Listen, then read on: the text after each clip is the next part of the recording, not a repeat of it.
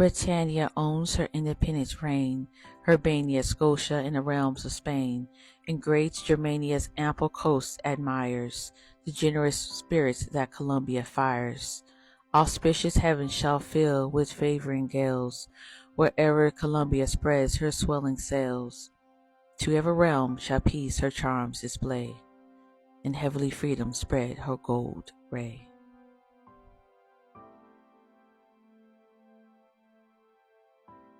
Phillis Wheatley, an enslaved woman, wrote these words during the late 18th century.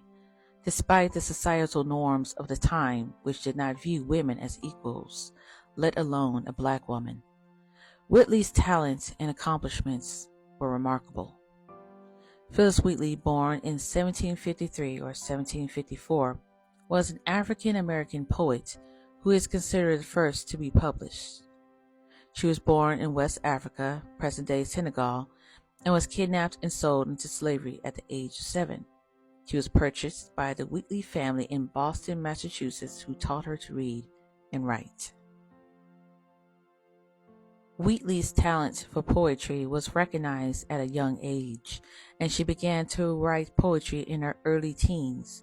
Her work often focused on themes of religion, morality, and the abolition of slavery. In 1773, at the age of 20, she published her first book of poetry, poems on various subjects, religious and moral, making her the first African-American woman to publish a book. Wheatley's poetry gained recognition both in the United States and in England, where she traveled to meet prominent figures such as Benjamin Franklin and the Countess of Huntingdon. Despite her success as a poet, Wheatley faced many challenges due to her race and gender. She struggled to find a publisher for her second book of poetry and faced skepticism and discrimination from those who doubted her authorship.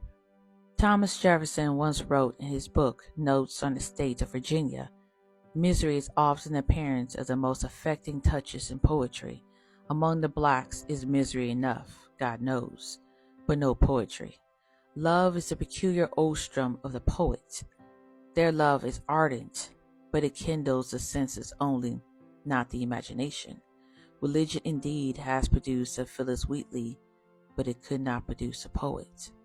The compositions published under her name are below the dignity of criticism." Phillis Wheatley's poetry was influential in challenging the prevailing stereotypes about African Americans and advocating for their rights.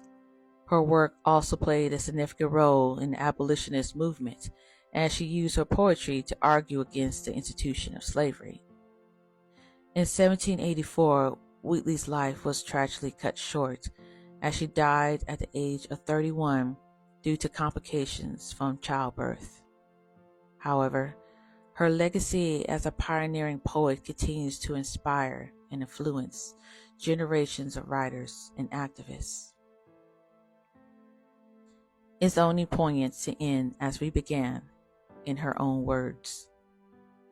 "'Twas mercy brought me from my pagan land, taught my benighted soul to understand that there's a God, that there's a Savior too, whence I redemption neither sought nor knew. Some view our sable race with scornful eye, their color is a diabolic dye. Remember, Christians, Negroes black as Cain, may be refined in joy, the angelic train."